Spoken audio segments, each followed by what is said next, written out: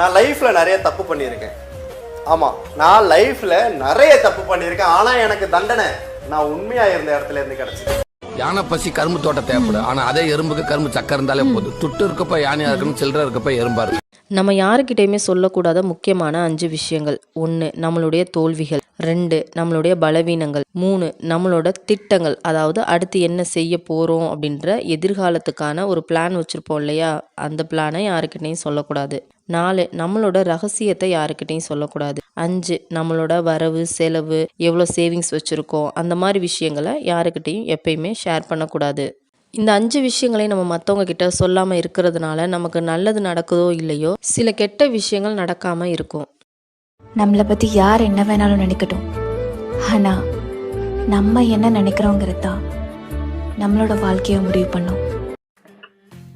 ரெண்டு இடத்துல மட்டும் நம்ம பேசவே கூடாதுங்க.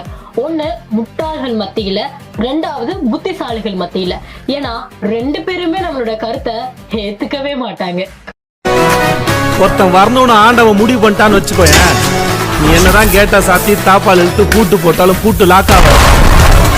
ஏன்னு கேள, ஏன்னா சாவி அவங்கிட்ட இருக்கு. நல்லவனை பார்த்தா சிரிச்சுக்க, சரியில்லாதவனை பார்த்தா விலகிக்க. நமக்கு இருக்கடா வம்பு, இருக்கட தெரியாம இருண்டு போயிரும்டா. அப்படி இருக்கிற இடம் தெரியாம இருந்துட்டு போயிருப்போ.